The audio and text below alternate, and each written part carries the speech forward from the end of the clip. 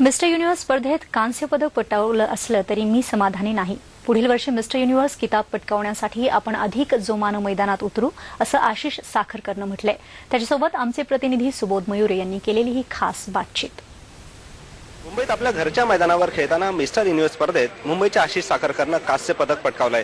आशिष आपल्यासोबत आहे, आशिष सोबत जाणून घेऊया या स्पर्धेत सुवर्ण पदकाची अपेक्षा होती, मिस्टर युनिव्हर्स किताबाची खूप जणांना अपेक्षा होती तुझ्याकडनं। आशिष, तू या यशाबद्दल समाधानी आहेस? काय सांगशील? समाधानी तर नाही आहे, पण काय करणार, कांस्य पदक तर कांस्य पदक।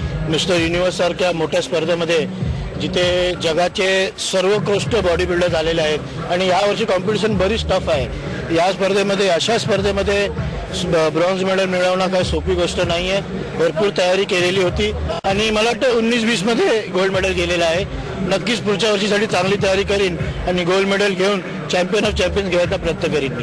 नक्कीच आशिष, तू ज्या वजनी गटात खेळत होता, 75 किलो वजनी गटात मातब्बर सगळे शरीर सौष्ठवपटू आले होते देशोदेशीचे।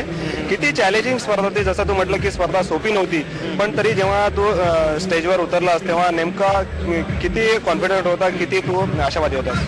कॉन्फिडंट तर होतोच। कॉन्फिडन्स नसल्याशिवाय बॉडी बिल्डिंग करता येत नाही। मुंबईमध्ये अशी मोठी स्पर्धा होते आणि त्याचा प्रेशर, आपल्या लोकांचा प्रेशर, आपल्या लोकांचे एक्सपेक्टेशन्स होते, त्यामुळे एक चांगली तयारी झालेली होती आणि कांस्य पदक तर कांस्य पदक, मी तसं आधी म्हणालो पुढच्या वर्षी अजून चांगली तयारी करीन। यंदा कांस्य पदकावर समाधान मानावं लागलं, पण यानंतरच्या पुढच्या स्पर्धात तू स्वर्ण पदक पटकावं आणि मिस्टर युनिव्हर्सचा किताब पण पटकावा, यासाठी तुला खूप खूप शुभेच्छा। आणि ईटीव्हीशी चर्चा केली त्याबद्दल धन्यवाद। धन्यवाद धन्यवाद। कॅमेरामन प्रेम म्हात्रेसह सुबोध मयुरे, ईटीव्ही न्यूज, मुंबई। मृत्यू आल्यानंतर शरीराचं आणि